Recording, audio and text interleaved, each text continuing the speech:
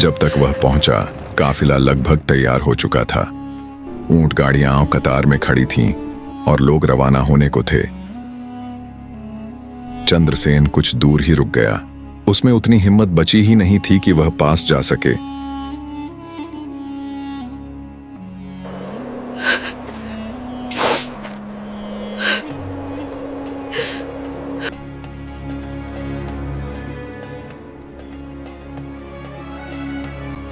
उधर बंजारन अपने बापू के साथ ऊंट गाड़ी पर बैठ चुकी थी।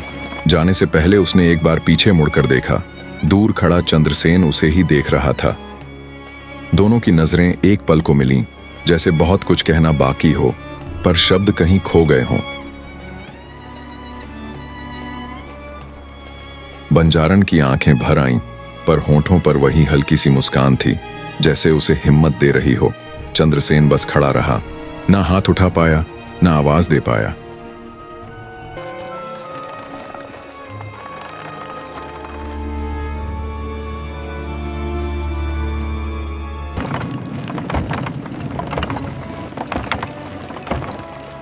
फिर काफिला धीरे धीरे चल पड़ा।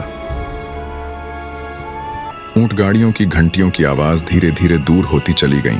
चंद्रसेन काफी देर तक उसी रास्ते को देखता रहा, जब तक उठती धूल आसमान में घुलकर गायब नहीं हो गई।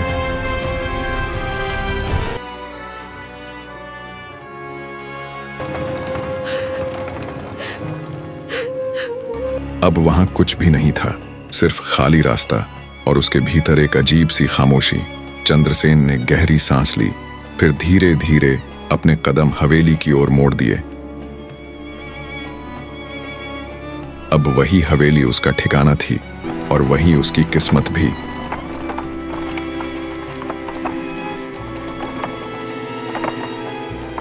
चंद्रसेन भारी मन लेकर हवेली के भीतर दाखिल हुआ। कदम ऐसे घिसट रहे थे जैसे हर कदम पर बहुत कुछ पीछे छूट रहा हो। बाहर की दुनिया में अभी भी बंजारों के काफिले की धूल हवा में तैर रही थी।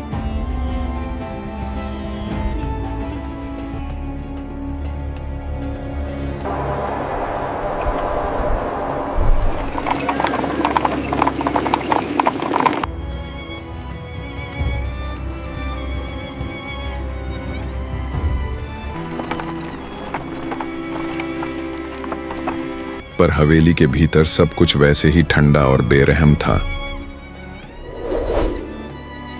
तभी सामने से मुंशी आता दिखाई दिया। मुंशी ने उसे आंखें तरेर कर देखा, फिर धीमे से बोला, कहाँ गया था गिरवी? चंद्रसेन शांत स्वर में बोला, मैं जरा गांव तक गया था। मुंशी ने हल्की हंसी हंसकर बोला, यहाँ घूमने आया है? जाने दे, पहला दिन है तेरो। अभी हवेली की चाल समझने में थोड़ा टाइम लगेगा। जा, हवेली में कई काम पड़े हैं, उसे भी कर लिया कर। इतना कहकर मुंशी आगे बढ़ गया। मन में मायूसी दबाए चंद्रसेन ने खुद को छोटे मोटे कामों में झोंक दिया। कभी ढेर से लकड़ियां निकालकर चीरता, तो कभी कुएं तक जाकर बाल्टी में पानी खींचता और घड़ों तक पहुंचाकर उसे भरता। कभी टूटे दरवाजे की कुंडी ठीक करने में लग जाता,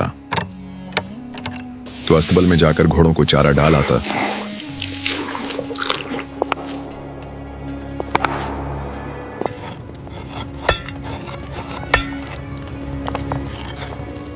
हाथ एक काम से दूसरे काम में उलझे रहे, पर मन तो कहीं और ही भटक रहा था।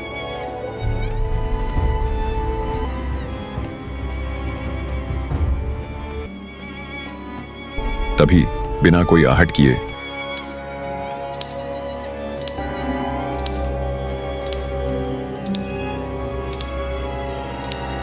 वह औरत उसके पास आकर ठहर गई।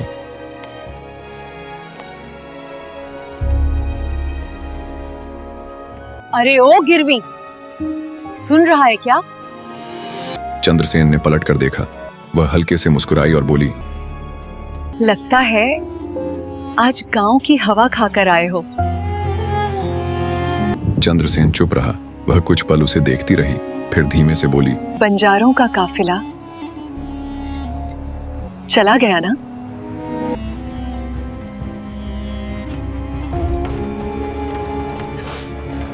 सुनते ही चंद्रसेन ने भौहें सिकोड़ लीं।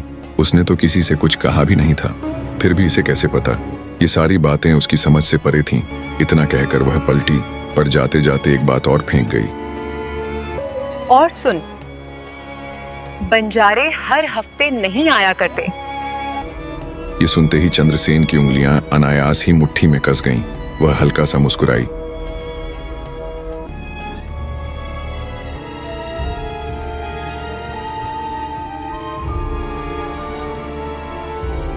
मिलना है तो इंतजार नहीं, कोई और रास्ता खोज। इतना कहकर वह आगे बढ़ गई और उसी खामोशी में खोती चली गई, जैसे वह आई ही ना हो, बस एक आहट बनकर गुजर गई हो। चंद्रसेन कुछ पल वहीं खड़ा रह गया। उसकी कही बातें एक बार फिर दिमाग में उलझती रहीं, पर कोई सिरा हाथ नहीं आया। धीरे धीरे उसने अपने कदम वापस काम की तरफ मोड़ दिए और चुपचाप अपना काम करता रहा। सभी नौकर चाकर अपने काम में उलझे थे। चंद्रसेन ने खुद को उनकी भीड़ में मिला लिया और हाथ बटाने लगा।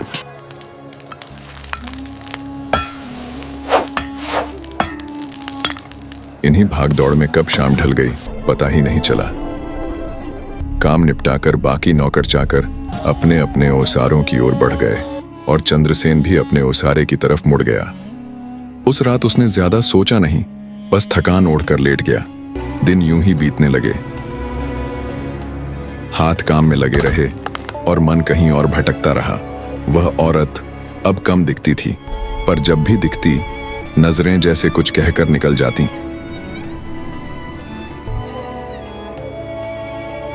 ऐसे ही कुछ दिन बीत गए। फिर एक शाम चंद्रसेन ने अभी ओसारे की देहरी पर पैर रखा ही था कि दरवाजे के उस पार से मुंशी की आवाज उभरी। ए गिरवी! धीमी, पर ऐसी कि अनसुनी करना अपने ही पांव पर कुल्हाड़ी मारना हो। ए गिरवी! चल, मालिक याद कर रहे हैं। चंद्रसेन ने कुछ नहीं पूछा, बस उसके पीछे हो लिया। दालान पार करके जब वह भीतर पहुंचा, जमींदार अपनी गद्दी पर वैसे ही पसरा था जैसे कोई शिकारी जाल फेंकने को तैयार बैठा हो। चंद्रसेन को देखते ही उसके होंठों पर हल्की सी मुस्कान तैर गई। उसने पास रखा एक छोटा सा कपड़े का पुलिंदा उठाया और बोला, आज तन्ने बस एक काम करनो है छोरे। हाँ, काम छोटो सा है, पर अकल की गांठ ढीली हुई तो बात हाथ से रेत की तरह फिसल जाएगी।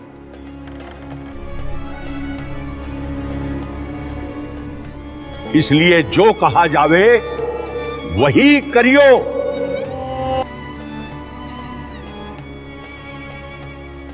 ई पुलिंदा गांव के छोर वाली एक हवेली में रखाना है।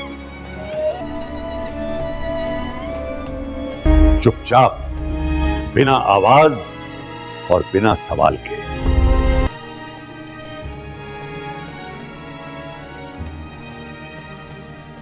जहां रखे वहां आंख मत गड़ाना और रख के ऐसे लौटाना जैसे कभी गया ही ना था। चंद्रसेन ने धीरे से पुलिंदा ले लिया। बात वहीं थम गई। काम छोटा और साधारण प्रतीत होता था, पर पुलिंदा हाथ में आते ही उसकी पकड़ खुद ब खुद ढीली पड़ने लगी, जैसे भीतर की आवाज ही इस काम से किनारा कर रही हो। एक पल को उसने जमींदार की ओर देखा। उनकी मुस्कान तो जैसे आधी बात कहकर आधी निगल ली हो। बस उतना ही काफी था। चंद्रसेन ने नजरें फेर लीं। यहां ज्यादा ठहरना और किसी तरह का सवाल करना अक्लमंदी नहीं थी। वह पलटा और बिना कुछ कहे पुलिंदा लिए धीमे कदमों से बाहर निकल आया। हवेली से बाहर निकलकर चंद्रसेन ने कदम तेज कर दिए। रास्ता लंबा था और सुबह होने को थी। वह बिना पीछे देखे आगे बढ़ता रहा। धीरे धीरे गांव का शोर पीछे छूट गया और सामने वही हवेली दिखाई देने लगी जो अपनी ठाठ बांट में जमींदार की हवेली से कम न थी। चंद्रसेन बिना आवाज किए चोरों की तरह भीतर जाने का रास्ता टटोलने लगा। कुछ ही देर में एक खिड़की के सहारे वह अंदर पहुंच गया। भीतर सन्नाटा पसरा था, पर चारों तरफ फैली रईसी अपने आप सब कुछ बयान कर रही थी। कमरे सजे हुए थे, कीमती सामान इधर उधर रखा था, पर अजीब बात यह थी कि जहां सब कुछ पहले से मौजूद था, वहीं यह पुलिंदा रखने की क्या जरूरत थी। यह बात चंद्रसेन की समझ से परे थी और उतना वक्त भी नहीं था कि वह इस बात की तह तक जा सके। उसने ज्यादा सोचा नहीं, बस इधर उधर देखा और आगे बढ़कर पुलिंदा एक तरफ रख दिया। काम खत्म हो चुका था।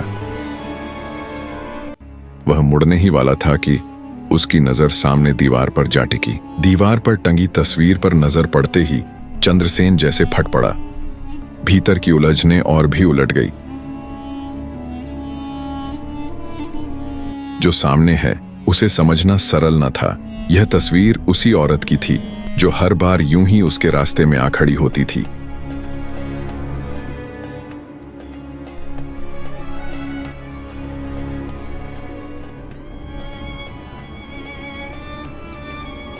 चंद्रसेन कुछ पल तक उसी तस्वीर को देखता रहा। अब तक आधी अधूरी लगने वाली बातें और उलझ गईं। जिस औरत को वह जमींदार की हवेली में देखता आया था, उसकी तस्वीर इस हवेली की दीवार पर क्यों टंगी है? यह बात उसके हलक से नीचे नहीं उतर रही थी। पर यहां और एक सांस भर ठहरना भारी पड़ सकता था। इसलिए बिना देर किए वह मुड़ा और दबे पांव हवेली से बाहर निकल आया। रास्ते भर वह उसी तस्वीर के बारे में सोचता रहा। मन में तरह तरह की बातें उठती रहीं, पर हर बात का सिरा हाथ आते ही छूट जाता। जब तक वह जमींदार की हवेली पहुंचा, भोर की लाली फैलने लगी थी। नौकर चाकर धीरे धीरे अपने काम में लग रहे थे, पर हवेली अब भी कुछ दबी दबाई सी थी, जैसे रात की कोई बात अभी तक दीवारों में अटकी पड़ी हो।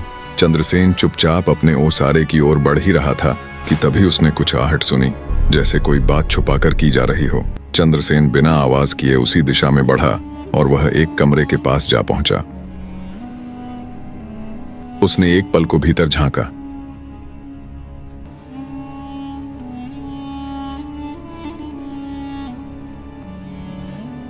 देखते ही उसका कलेजा जैसे मुंह को आ गया। उसने तुरंत नजरें हटा लीं, जैसे किसी ने धक्का दे दिया हो।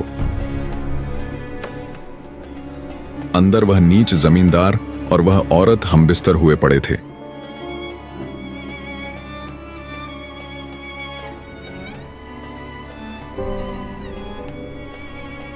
जिस मालिक की चौखट पर सब सिर झुकाते फिरते, उसका यह रंग देखकर चंद्रसेन की रूह कांप उठी। वह कुछ दूर जाकर दीवार से टिक गया। सांस भारी होने लगी। अब बात सिर्फ हैरानी की नहीं रही। तभी सामने से गुजरती एक नौकरानी उसकी नजर में आई।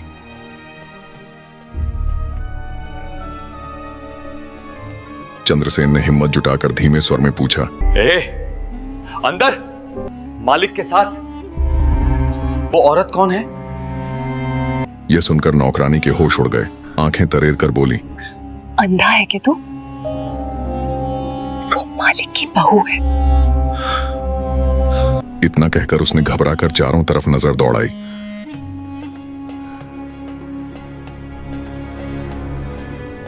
फिर और भी दबे स्वर में बोली, और तू यहाँ क्या कर रहा है? जान प्यारी है तो चुपचाप निकल यहाँ से। क्यों बेवजह गले में फंदा डालने को तुला है? इतना कहकर वह जल्दी से अपने काम में लग गई और उधर चंद्रसेन के पैरों तले की जमीन सच में खिसक चुकी थी। उन्हें अपने ही कानों पर यकीन नहीं हो रहा था। क्या सच में बहू? नौकरानी ने बहू ही कहा। जो अभी देखा और सुना, दोनों पर यकीन करना मुश्किल था। यहां बैठे रहना मानो खुद की मौत का फरमान लिखवाने जैसा था।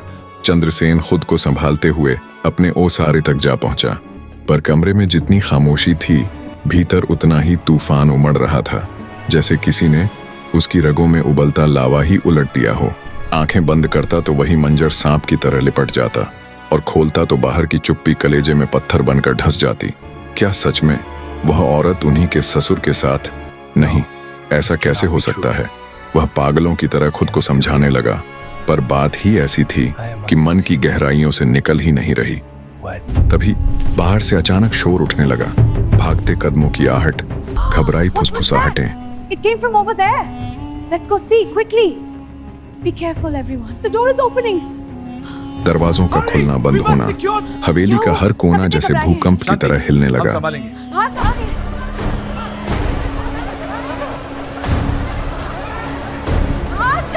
चंद्रसेन चौकन्ना हो गया। सुबह सुबह ये कैसा कोहराम। वह जल्दी से कमरे से बाहर आ गया। कुछ ही पलों में बात साफ होने लगी। कई टूटी फूटी आवाजें हवा में तैर रही थीं। पंचायत बैठेगी। हाँ, सबको बुलाना होगा। मालिक ने सबको बुलाया है। बहू का मामला है। क्या हुआ? इज्जत का सवाल है। ये शब्द जैसे हवेली पर आग के गोले बनकर बरस रहे थे। चंद्रसेन के मन में बिजली सी कौंधी। अभी रात की स्याही सूखी भी नहीं थी कि सुबह होते ही उसी पर इल्जाम की कालिख पोत दी गई। हवेली का आंगन अब लोगों से भरने लगा था। नौकर चाकर, गांव के बड़े बुजुर्ग और दूर दूर से झांकती उत्सुक आंखें। माहौल ऐसा था जैसे कोई बड़ा अपराध पकड़ा गया हो। पर चंद्रसेन को यह एहसास हो गया कि शायद यह सच नहीं, बस सच का गला घोंटने की तैयारी है। आंगन के बीच चौकी डाल दी गई थी। जमींदार ऊंचे आसन पर न्याय का रूप बनकर बैठा था।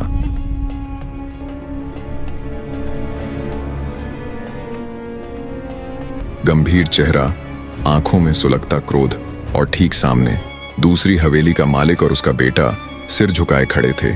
चेहरे पर उलझन और अपमान की छाया साफ झलक रही थी। चंद्रसेन एक कोने में चुपचाप खड़ा सब देख रहा था। उसके मन में अब भी वही गंदा मंजर बार बार उभर रहा था जो उसने पिछली रात को देखा था। और सामने वही मालिक अब ऊंची आवाज में बोल रहा था, मैंने अपनी आंखों से देखा है, रात के अंधेरे में छुप छुप कर तेरा बेटा इस हवेली में मेरी बहू से मिलने आता है, और ये पहली बार नहीं है। ये सुनते ही भीड़ में सनसनी दौड़ गई। फुसफुसाहटें अब चिंगारी बनकर फैलने लगीं। कोई यकीन नहीं कर पा रहा था, पर आखिर थी तो जमींदार की ही जुबानी। सबने बिना सोचे समझे यकीन करना शुरू कर दिया। I feel so lost without him. उधर चंद्रसेन अभी रात के सदमे से उभरा भी नहीं था कि इतने में ही जमींदार का यह घिनौना झूठ सुन उसकी आंखों में खून उतर आया। उसे लगा जैसे किसी ने सच को उल्टा टांग दिया हो और झूठ को सिर पर बिठा दिया हो। जिसने खुद घर की लाज नोची, वही आज इज्जत का रखवाला बना बैठा है।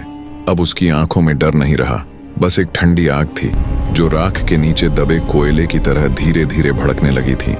जमींदार की बात खत्म होते ही चौपाल में हलचल मच गई। भीड़ में उठती फुसफुसाहट अब धीरे धीरे फैसला बनती जा रही थी। कोई आंखों ही आंखों में हामी भर रहा था, तो कोई सिर झुकाकर सहमति दे रहा था, और कुछ ऐसे भी थे जो सब समझकर भी चुप थे। उधर सामने खड़ा वह नौजवान जिस पर यह इल्जाम लगा था, बस सिर झुकाए खड़ा था। उसके हाथ कांप रहे थे और होंठ जैसे सी दिए गए हों। उसकी चुप्पी ही अब उसके खिलाफ गवाही देने लगी थी। जमींदार ने उसे घूरते हुए फिर आवाज कसी, क्यों रे, जुबान कट गई क्या, या अब भी कुछ कहना बाकी है? नौजवान ने एक पल को सिर उठाया। उसकी आंखें जैसे बहुत कुछ कहना चाहती थीं। असल में अगर कोई इस चौपाल में पूरा सच जानता था तो वह यही नौजवान था, पर सबकी भलाई की चिंता लिए वह चुप रहा। अगला अध्याय जल्द ही आएगा। इस कहानी को यहाँ तक सुनने के लिए आपका तहे दिल से धन्यवाद।